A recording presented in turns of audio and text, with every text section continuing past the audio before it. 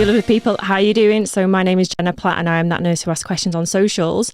And today we have Amy. Amy, would you like to introduce yourself? Yeah, hello, I'm Amy. I was a teacher. I now home educate my two boys who are 7 and 5. So I found you on TikTok and I thought I have to try and manage to get you in my van. Where are we today? We are in Wales on the west coast. What's the town called? Pencae. Pencae. Yeah. It was such a beautiful drive here. Yeah. I have never felt so close to the end of a rainbow while I was driving here. Yeah. So yeah, I saw you on TikTok and I thought I need to try and get you in the van to talk about homeschooling children, because what I'm finding is that there's a real appetite for people to make changes to their lives. Yeah. And a lot of people are talking to me about either they are homeschooling or they're considering it. So if we can talk about kind of the highs and the lows and maybe any myth busting that's happening. Yeah. So if we start, why did you decide to homeschool? It just basically made sense. I think I left working in education when I had my first son and then didn't go back. And as we were raising him, to have a voice and, you know, to listen to him, it just felt right that he didn't enter that system.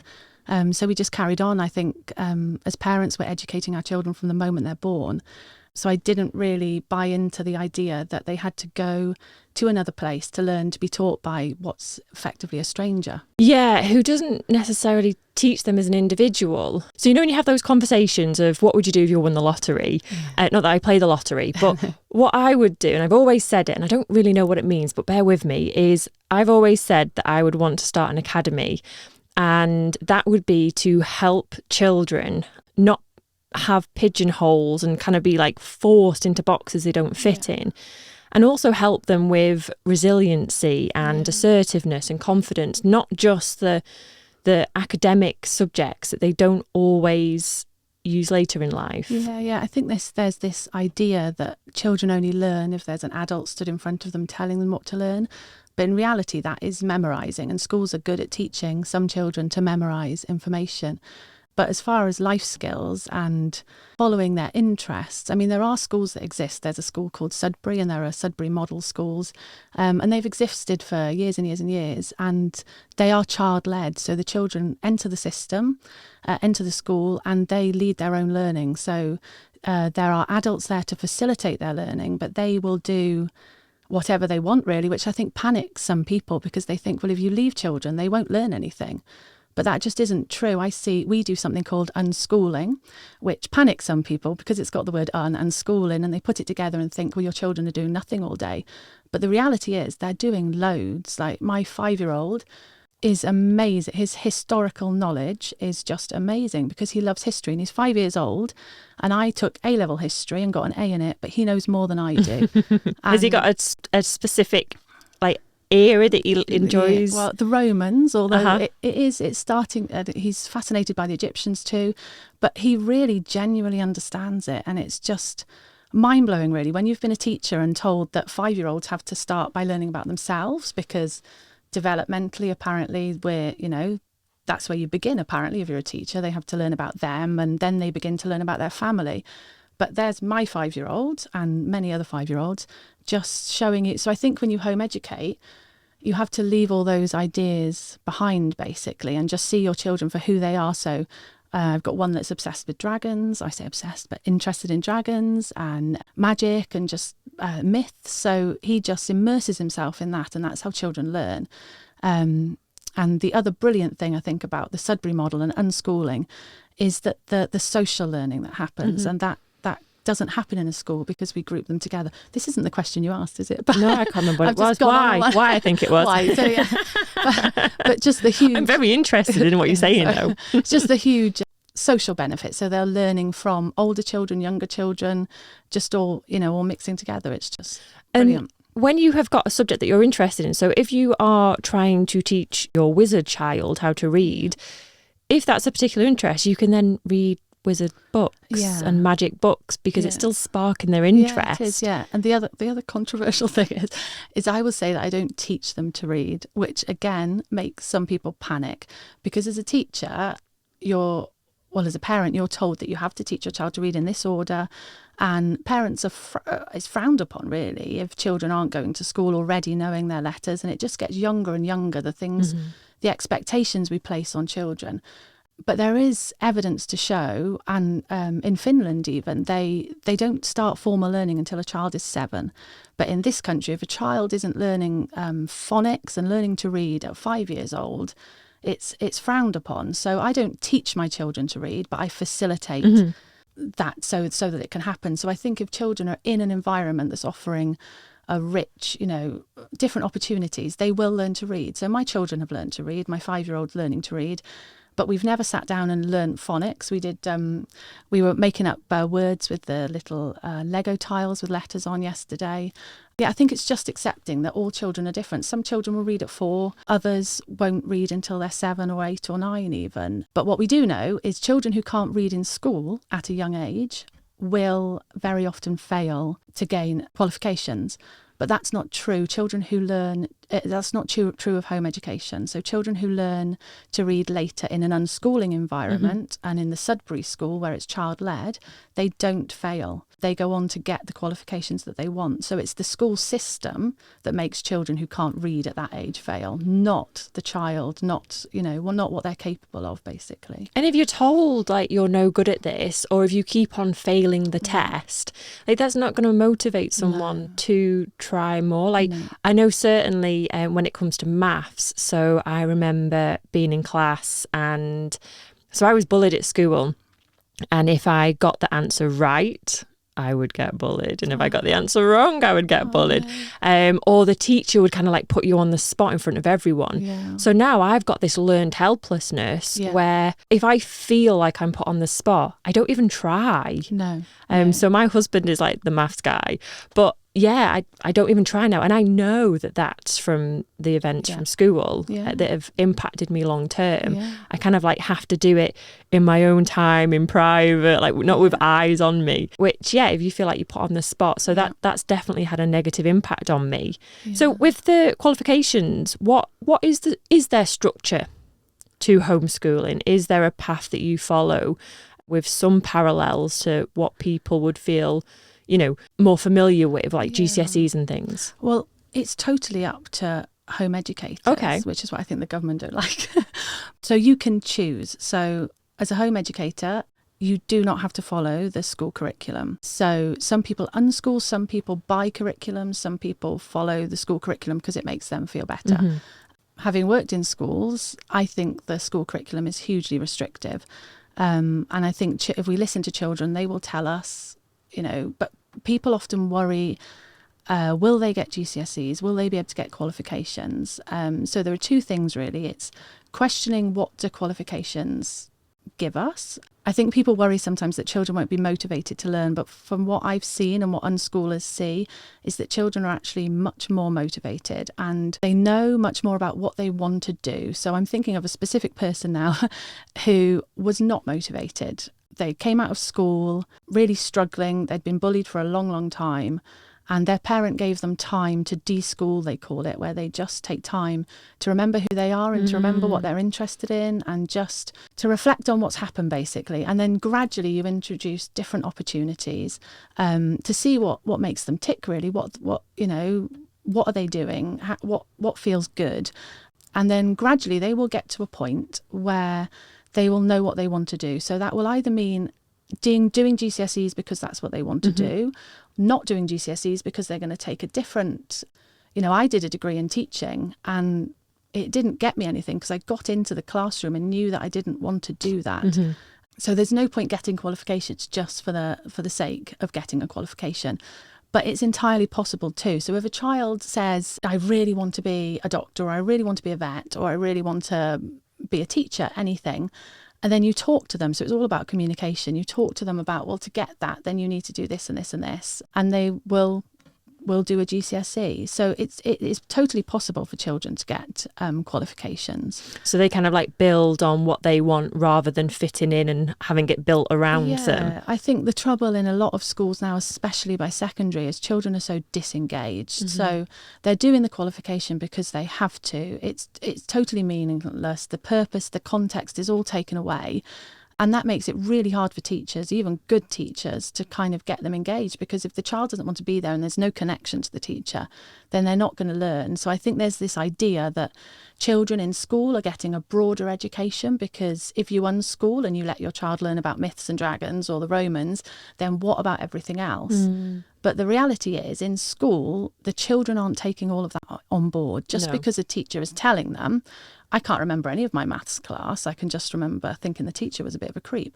But yeah. I think we've all got those teachers. Yeah, but I don't remember what we learned. So you don't actually take it all on board. But actually, when you let a child lead their own learning, they remember it, they're enthusiastic. And actually, you'd be amazed how many different topics you cover just by, for example, exploring the Romans. And you don't know where these things lead. When you give a child to really the chance to really immerse themselves in a subject, you don't know where it's going to go. And I think we kind of overestimate how much information we can actually retain. Yeah. Because so I do training, and very often I have to really pull it back, because I might know 20 things, let's say, about this subject, but I can only actually discuss 3 or 5 in order, and these are adult learners who want to be there, because to tell them 20 is just too much. And I think very often, you think about all your timetable structure, all these different subjects and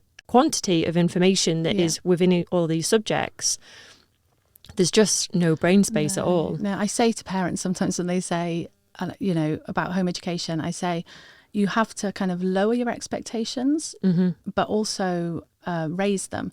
So by that I mean lower your expectations in terms of how long your child is going to sit and listen and be engaged and take on board what you're saying, but then raise it in the sense that if you're talking about a topic that they love, they will do it for hours. Yeah. So my youngest will sit and read books about the Romans for hours. He'll watch documentaries that are aimed at adults. We've gone on visits to National Trust sites where he's conversed with adults on the subject. We were at a park the other day and a lady was saying to me that she was from Colchester, and then my 5-year-old sat in the swing, pipes up, "That's a Roman city," and then was talking to her about the Romans and telling her all about the Saturnalia festival. And he just, it's amazing what they're capable of when you let them be capable of it. And I think sometimes back to when I was a 21-year-old teaching 5-year-olds in school, I mean, I tried to be a good teacher, I tried to be a nice teacher, but you're really limited with what you're able to do. And I thought I was a good teacher at the time, and now I look back, having had my own children and seeing what child-led learning does for a child, like real child-led learning. As teachers, you're always talking about learning through play, and you're talking about child-led education, but it's nonsense. It just cannot happen. If I had 27 children in my house telling you I was home educated, you would think, how on earth do you look after 27 children? I took that big deep breath then, because with nursing, we very often talk about person-centred care. Yeah.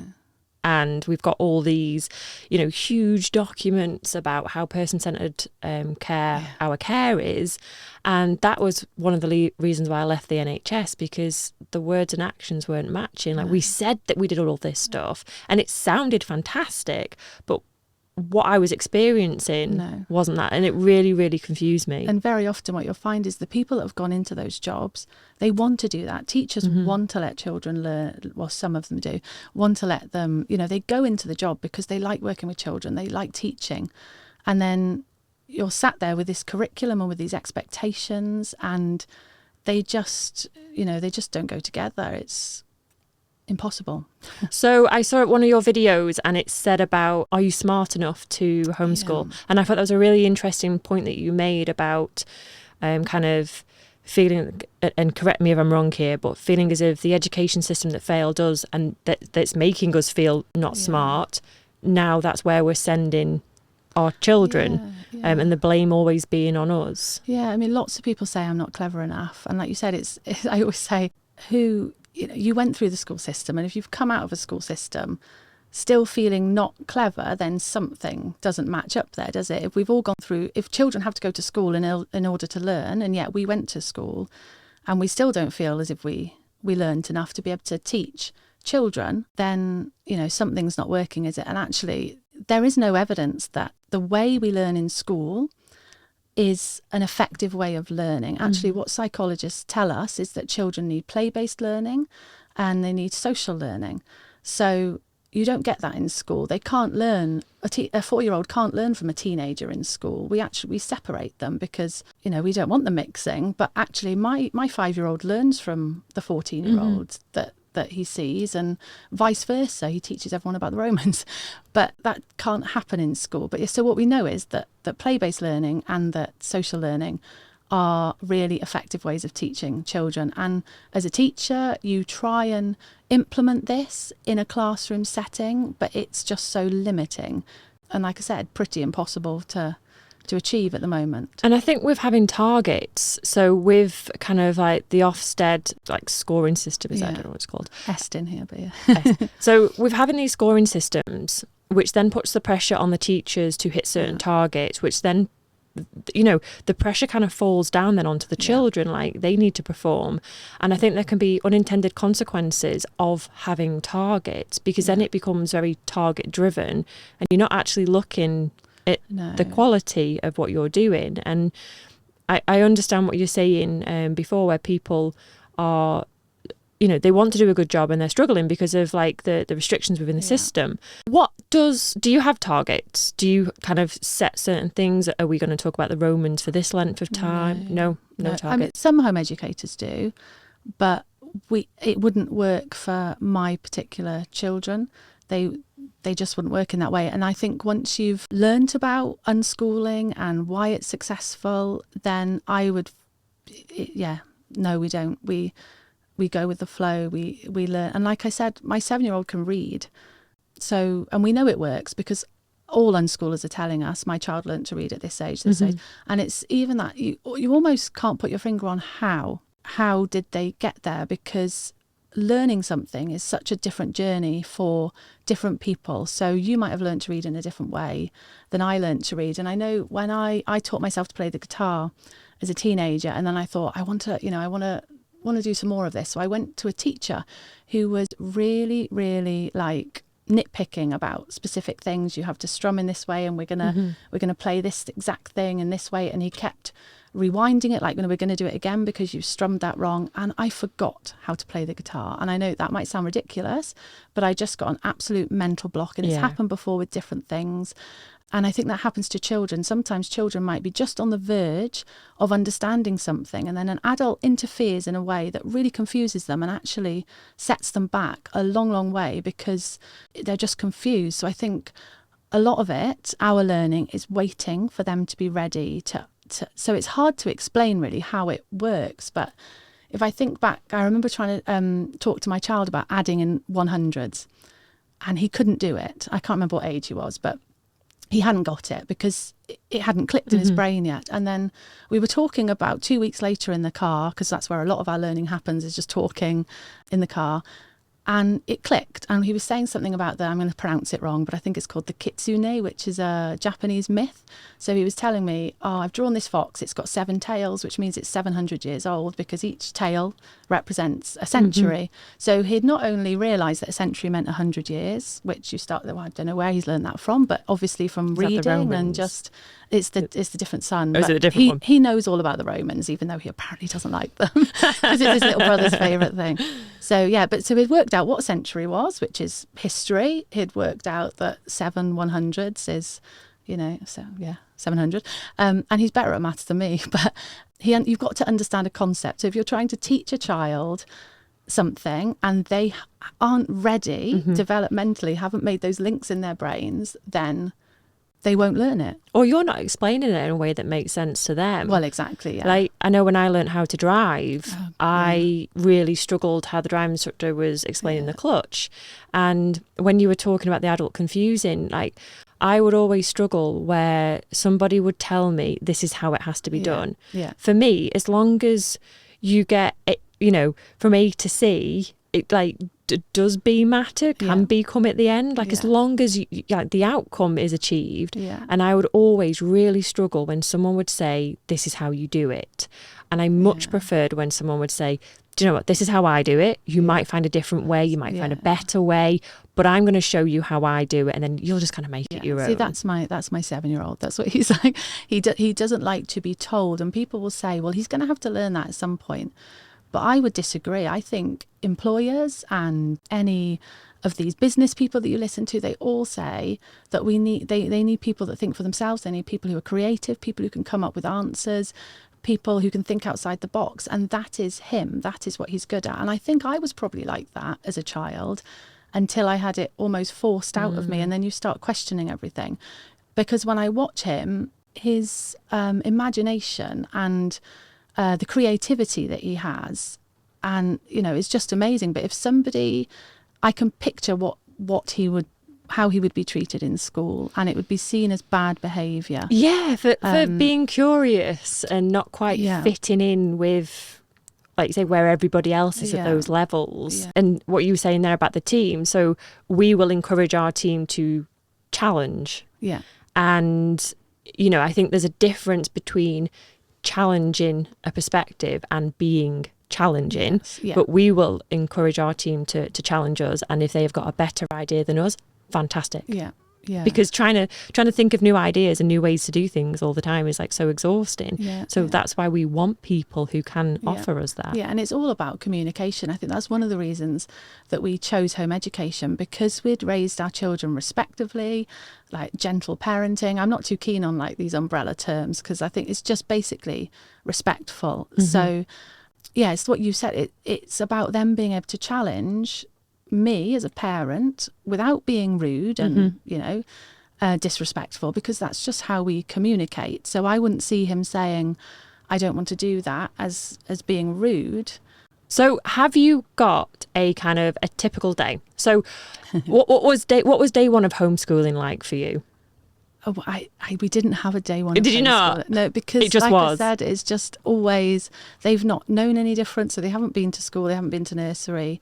We just carried on. So yeah, I really believe that people home educate. When someone says, how do I start home educating? My child's like 4 and I want to start thinking about it. I would say nothing changes. You just carry on. I mean, obviously, like I said, some people prefer to implement a curriculum. And you do whatever suits you, basically. If your children thrive with that kind of learning and want more structure, but yeah, you follow the child's lead, which I know seems really daunting to some people. But once you start seeing it work, I think you just get this confidence with, we're those doing it right. light bulb moments. Yeah. What kind of difficulties have you come across? What if someone was going to come to you and say, I want to do homeschooling? What lessons have you learned that you would want somebody else to learn from? I think I had to almost de-school myself, because even though I came into it with this idea that I wasn't going to do the curriculum and that we were just going to carry on naturally, I still, as an ex-teacher and as someone who'd been through the school system, had this idea of what maybe it was going to look like. So maybe my eldest has had a bit more of the we're going to sit down and do this activity, and there was that resistance. And I think a lot of home educators come to the conclusion after a while that this isn't going to work. If you're like, I could teach children in a class and they would listen to me, and I thought they were listening to me. They pretended they were, but they did what I wanted them to do, and if they didn't, they didn't get a tick on their work or whatever teachers do. Yeah, so I had to de-school myself in the sense where you take a step back and you think, what are we actually doing? It might make me as an adult feel better if I get my child to sit there and copy out a sentence about what he did on the weekend. Or I could leave him to it and he's going to go off and 3 days later write an entire book about dragons. So you've got to weigh up, am I doing this for me or am I doing this for my child? And I think getting that confidence when you're surrounded by people who are maybe anti-home education or have this idea that you're doing nothing, because I see that a lot of people saying, well, they're not doing anything. You're not just sat at home watching Jeremy Kyle all day? No, well, I mean, I don't know what they're doing now. But yeah, it's, so I think that's the big thing, is kind of looking inwardly at like, where do these ideas that I've got come from? And that's where I think it's really helpful to find your people. So following people on social media who are doing what you want to do, finding your group of home educators. So whether I just searched on Facebook and they've taught me so much. I mean, people say it's easy for you, you're a teacher. But the reality is I have learned so much from the friends that I've made, either, locally or on social media. because people are so knowledgeable about home education and about how children learn. And they've actually taught me a lot, because although I spent 3 years studying education and 10 years working in education, it's a very one-sided view. And we say that it's research-based and we say that it's for the benefit of the child. And then when you start unpicking this, you realise that actually it's a lot about grades and making governments look good. And then when you start to reflect on it and realise, well, how come 28% of children leave school with no qualifications? So people who have gone to school, an education that has cost thousands of pounds per child, and 28% are coming out without qualifications. I mean, that's just shocking, and no one really talks about that. Yeah. It's interesting, isn't it? So, because I know that I kind of had a look what was being said up online about homeschooling, and there's a lot of stigma attached to it and a lot of negativity around it. But you're right, actually. Well, if homeschooling is so bad and you can bitch and moan and complain about that, then what about this that you're kind of hiding and keeping quiet? Like, why is this not explained? Why we're failing these children? Yeah. And I think the Children's Commissioner for England has said that she openly said that she wants all children back in school. And I mean, this is a person who's meant to be representing children's rights. And there's been very little discussion with home educated children about home education. There's been very little discussion about why parents are choosing to home educate. And it's just like this attitude that school is the only place children should be, and a total disregard for the fact that we've got some of the highest rates in the world of bullying in school. Mental health is just atrocious. Children with special educational needs are just being failed, and parents are being gaslighted. They're being told they're fine in school, or they're being told the issues with you at home. And to me, it all comes down to just lack of understanding, lack of training. Like I spent 3 years training, like I said, in education, but I had no training that I can remember on autism, on ADHD in the classroom, on other special educational needs, on how to support children. So it's all very, the child is the problem. Yeah. So if a child can't cope in that situation, they're the problem. Someone said to me that their child started school and was told they couldn't wear ear defenders until they had had an assessment that had granted them permission, or been told they were autistic and therefore could wear ear defenders, because they found the classroom physically painful. And I just don't understand how somebody could do that to a child and then apparently punish them for covering their ears in classroom. And I mean, people will say that's just one teacher, but it's not. It's lots of teachers, and it happens way too often. Just teachers don't know. They don't know how to deal with children in class that don't fit into the box. And I think that lack of ability to critically think and put the value of the child. So let's just say this child wasn't diagnosed, but the ear defenders were beneficial and aided focus and concentration. Yeah. Like, if it aids focus and concentration, why not? Yeah. It might. I was in a hotel when I walked to London, and oh my gosh, my feet were so blistered. So I walked down to the reception to get an Uber Eats, and I didn't put my shoes back on because I just could not bring myself to put my plasters on to then kind of like put my socks on and my shoes. So I got my food, and then the woman said, oh, you do realise you've got no shoes on? And I was like, yeah, I know. It's, my feet have got blisters on. She's like, this is a COVID safe area, And I was like, oh no, it's fine. Like, I'm an adult. Like, I've made this risk. Like, it's fine. I'll take the risk. Because when I go upstairs, I'm going to wash my feet, but I wouldn't have washed my shoes. And she said, you do know doctors and nurses stay here, don't you? I was like, well, I'm a nurse. And she just kind of laughed at me. But it's because it's not the norm to see people without their shoes on. So now it's making me feel uncomfortable that you've not got... I got told off in a charity shop in COVID for trying on shoes. And I said, sorry, I didn't realise it was a rule. And she said, well, it's COVID, obviously. And I said, but I'm allowed to touch the other things, but I can't put them on my feet. And I think there's that thing, some people will just follow rules.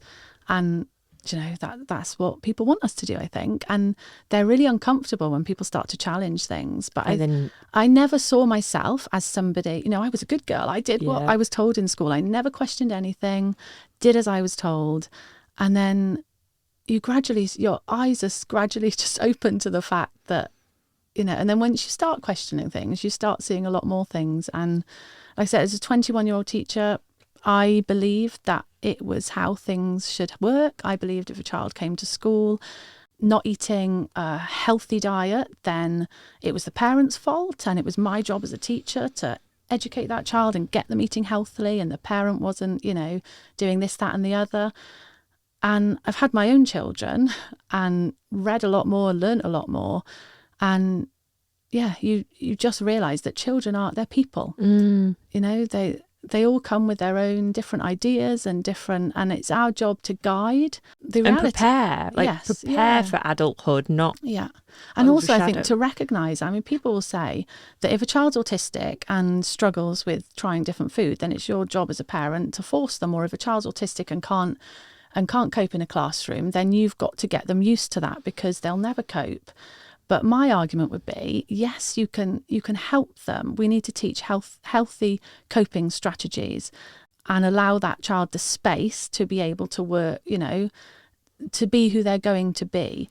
Because as adults, we're given that. We're allowed to be different. We're allowed to, you might love going out to a really noisy area with loads of different people. Another adult might not, but with children we expect I see them videos of you in your cozy pajamas a lot. I think that's more me. Yeah, there we go. I used to be dancing on the tables. Shouldn't admit that, but you said then about, so in my head as you're talking then about the food and autism, and that child may not be able to have broccoli in their mouth, for example, because if you think about broccoli, there's a lot of different textures there. So the first step might be just to be able to look at the broccoli and then maybe to touch it with your hand, and then maybe hold it in your hand. I'm sorry, touch it with your fingers, then hold it in your hand. And then eating like the stalk bit or the top bit or whatever. And it's very slowly and gently. And then I was just thinking, I love these people who are saying, well, you need to do this and you need to do that. Well, what don't you like? Ice cold water. Well, I'm sorry. I'm sorry. You're just going to have to go in the ice cold water, and you're just going to have to put up with it. Yeah, and I don't think we give children that kind of grace. I remember I've got one child. He's not diagnosed as anything, but there are traits there. But he really struggles with food.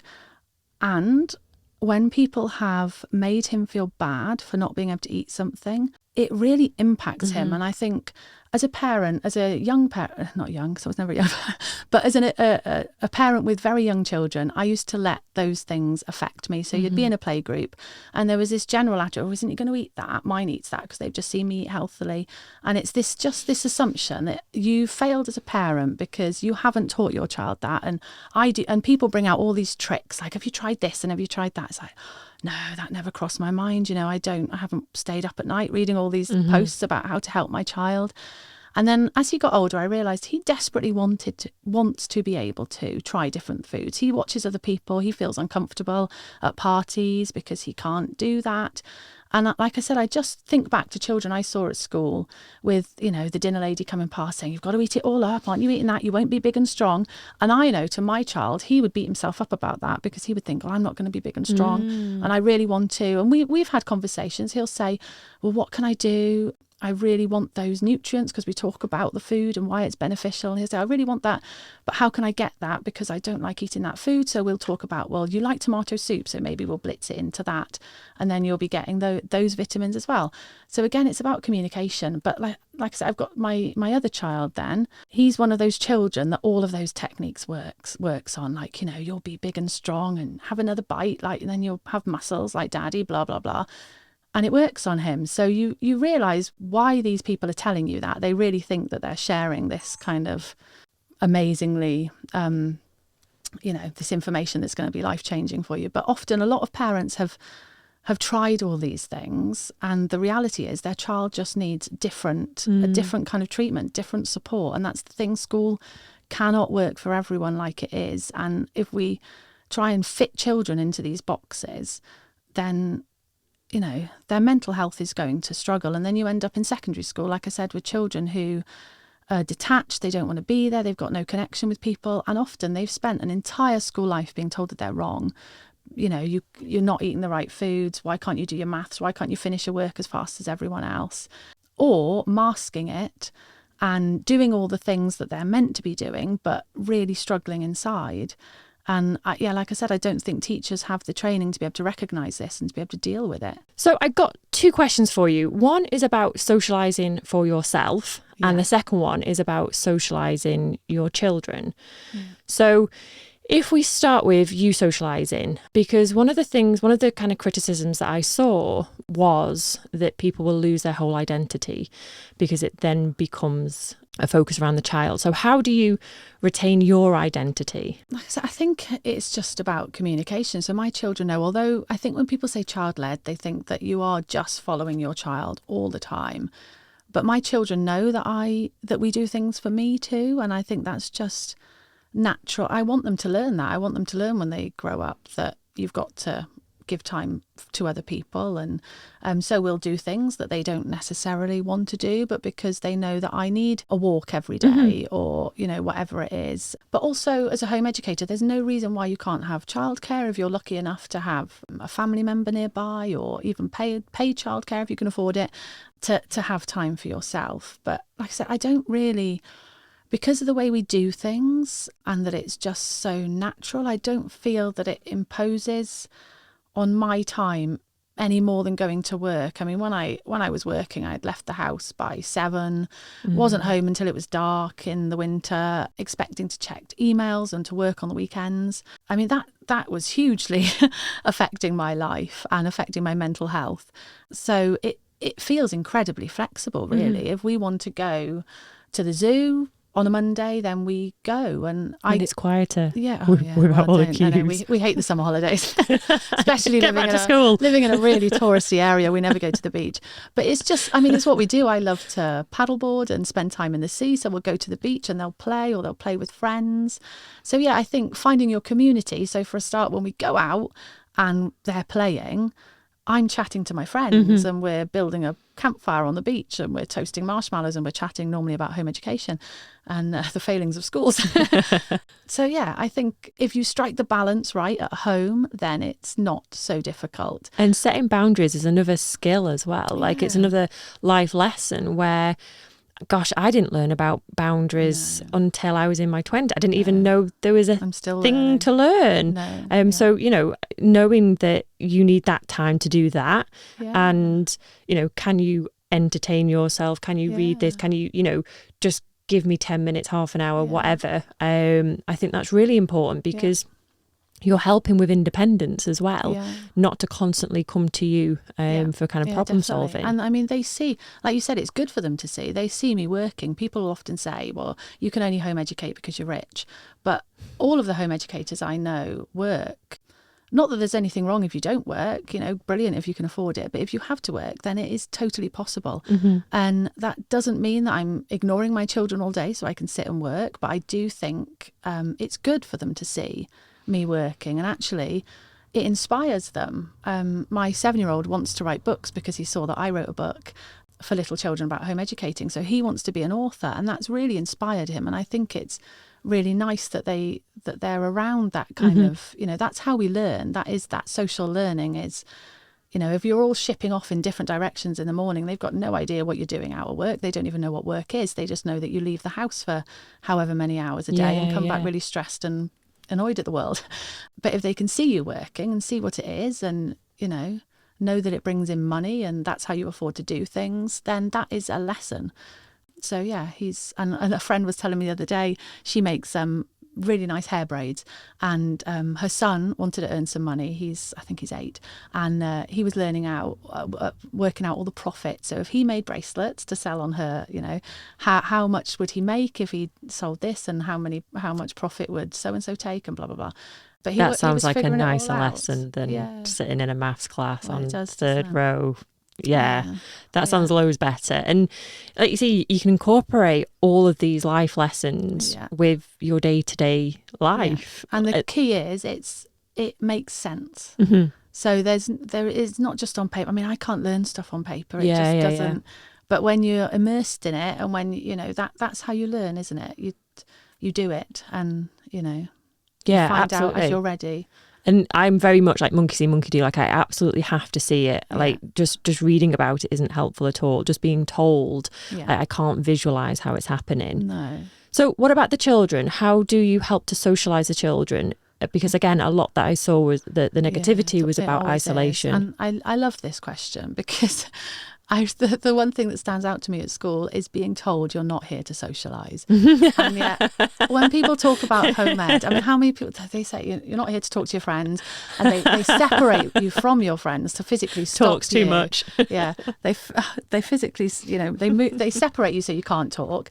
They restrict break times because they're difficult to manage. So I always say school is not somewhere that you learn to socialise. I definitely did not learn to talk to people and to learn what friendship was in school. I learned that as an adult, having put up with, like you said about boundaries and people, setting your own boundaries about what is a nice way to be treated. So yeah, definitely didn't learn that in school. But as home educators, it is socialization. Everything, they're out in the community. I think people don't realise that there is a big home ed community. So I have said in some of my videos before that there are negatives, maybe, if you want to call them that, for the parent, in that you have to put the effort in. So because we're putting children in schools, you might not have children on your doorstep for children to play with or interact with or whatever. But there are loads of people out there. So as a parent, for the child, they don't see any of these negatives because they still get to play with their friends. But as a parent, you have to commit to taking them to different places, which I mean, school parents do that too, don't they? They drive their kids all over the place for the different classes that they want to do. So that's what you're doing in effect. So one of our clubs is 20 miles away, which is close for us living in rural Wales. That's where our nearest shop is too. So there are loads of opportunities. So like I said, there's different clubs, there's co-ops that parents set up together. So skill sharing. We just meet up on the beach and all sorts. But what's really nice about home education is that it reflects society. So people think that you are just letting them mix with home education people and that we're all the same and that we're all a bit weird and, but the truth is, I mean, my kids, they've been part of a community group that was intergenerational. So they were doing crafting with older people. And it's just really nice to watch my children be able to talk to anyone, any age. They don't have this fear of adults. It's just natural. I love the images that I had of your son talking about the Romans with the lady from Colchester, and the confidence that builds, of being able to pass that information on. With your social media presence, what is the curiosity and maybe the attacks? Like, what's the ratio that you would get? I think there are loads of parents who do not know that home education is a legal option, and it's actually the default option. So a lot of parents, it's kind of news to them, and I think it's deliberately kept quiet. Actually, schools don't want parents to know. I know children who were horrendously bullied for years and years and years. The school couldn't support them. They were brilliant in class, but the school just couldn't stop the bullying, couldn't help them. And the parent wanted to remove them from school, but the school stuck by the fact that child should be in school, even though they were suffering that. Thankfully, this person knew that home education was possible and left their work to be able to do it. But a lot of parents don't know that's an option. So they'll be gaslighted by schools being told, it's fine, we're dealing with it. And I feel so sad for these children and these parents who are putting up with that because they don't know that they can do something else and that they think they're doing the best thing for their child. And it's just such a weird concept. So your child is struggling, suffering whilst here. Yeah. But it needs to stay here. And children can't learn. People can't learn when they're stressed or when they're anxious. So I don't know what learning they think they're doing if they're if they don't feel happy and healthy, because you can't learn. So, they're just being sent because, like I said, this belief that that's where they have to be to learn. Yeah. And it's not true.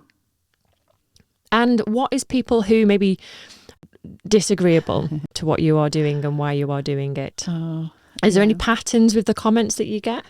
I think sometimes you get people who are genuinely concerned and they're kind of open to talk about it. And I think some people sometimes feel attacked. So they think that because you're talking about the positives of home education, or maybe even how school is harmful for some children, they will sometimes take it as a personal attack. So I think there's this danger of it becoming this divide, home education versus school. And I don't want it to look like that. I don't want to be incredibly anti-school, but then I've also got to be open and honest about the fact that I've worked in schools, I've worked in education. This is my experience, this is what I believe, and this is what research tells us. And that's difficult for some parents to hear, I think, especially if they have to send their children to school. But for me, what I'm about is trying to give information to parents so that they can make the best they can do with the information they've got. And if that means sending your child to school because you have to and you've got no other option, then, I'm not going to judge anybody. Yeah, there's so many reasons why people would do certain things. And some people home educate one child and send another to school. It's, if my children turn around in a year and say they want to go to school, then I'm not against that. I'm not, I'm pro people doing the best for their children as they can. If they can't afford to or can't mentally do that or physically can't, then, Yeah, there's so many different reasons. And I think, sometimes people, for me, the extremes of anything is bad. Yeah. Like, I think that there's always that space in the middle where this is what I'm doing, but I understand that other people might do it differently. Yeah. And you said then about risk and safeguarding as well. So, and before we kind of set up, you were talking about a headline where you tell the story. No, it was just I was saying that the media and the government, I think, want people to believe that home education is a safeguarding risk, because it's much easier to get people to believe that than it is to have a whole lot of people thinking, hey, I've got another option here. And the reality is home education is not a safeguarding risk. There have been no cases in the UK of a child being abused while home educated, I want to get this right, that wasn't already known to social services. So I was telling you about an article I read about a poor child being abused at home, and the headline was something like home educated child, whatever. And when you read it, which I don't know if many people actually did, it said that right at the bottom that this child wasn't actually home educated. He was at home at the time, but had never been deregistered from school, was on the school roll, and social services were already aware of issues. So that I think this idea is being pushed and put into people's minds that home education equals safeguarding issues, and it just doesn't. People home educate to protect their children. People who home educate are people who really want the best for their children. They're not hidden. People talk about hidden children and children missing education.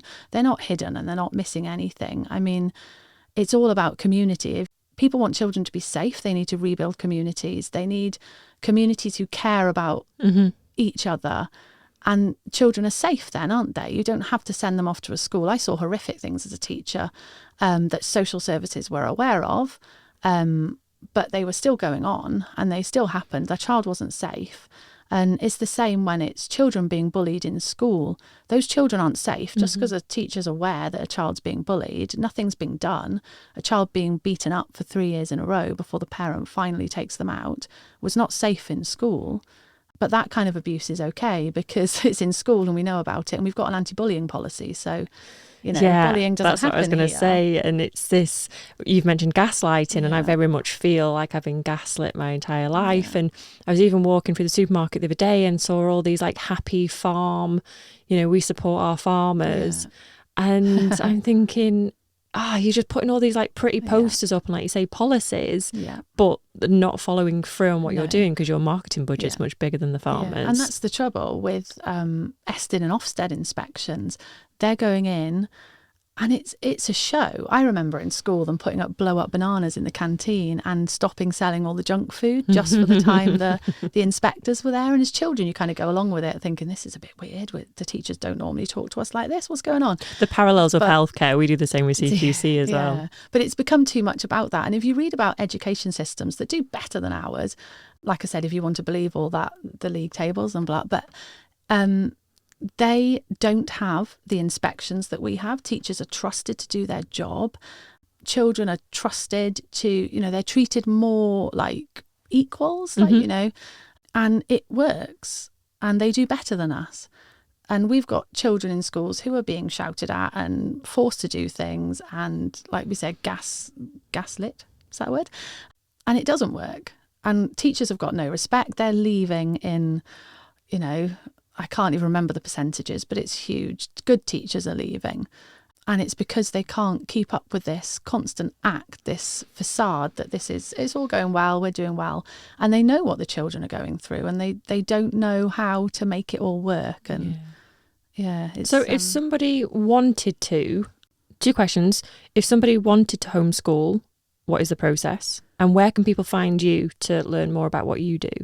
Okay, so if you have not registered your child in a school at all, then you just carry on. You don't have to inform anyone, although often somebody will, if you go to the doctors and say you're home educated, they'll let somebody know and you might get a letter through the post or something. I don't know, you don't have to you just don't send them. But if they're already in school in England or Wales, you just send a deregistration letter to the school. And there are examples online. There's a website called Education Otherwise that has loads of information on. And they've got template letters. So you just send a letter to the school to say they're deregistered and you're informing them. You're not asking their permission.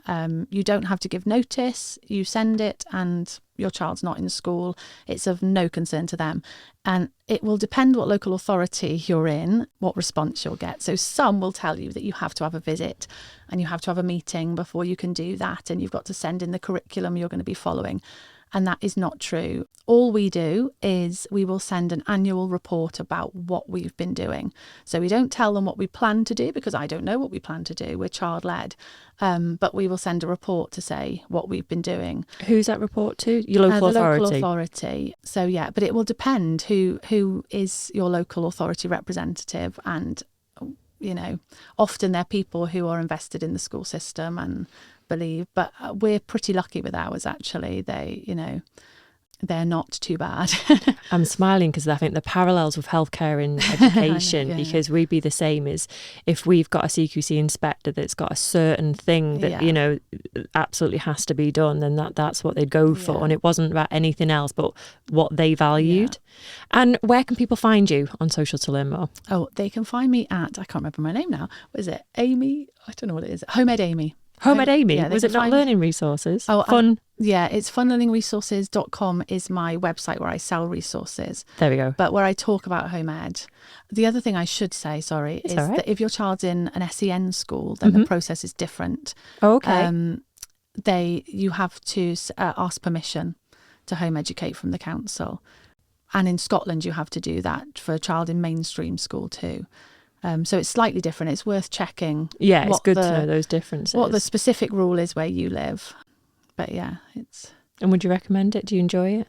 I do. It just, like I said, just feels like normal life. I can't imagine sending my children off to some of the teachers around here. So I have just been corrected by Amy. So I have been using the wrong terminology. So I do apologise for all those people who have already commented like, you're using the wrong terminology. Can you correct me? Yeah, well, it's not even necessarily the wrong terminology, but I refer to it as home education. We've all got funny hair now as well, we've just quickly put. Yeah, I call it home education, but I know people don't always like the word schooling being in it because we're not schooling. We're learning at home. So yeah, lots of people prefer in the UK the term home education. There we go. So now I have been corrected. I will take that on board. And I do apologise to anyone that I really upset for getting the wrong word. But I'm sure you'll be fine. I'll write you up a note for detention. Thank you very much for your time. I really enjoyed that. Thank you.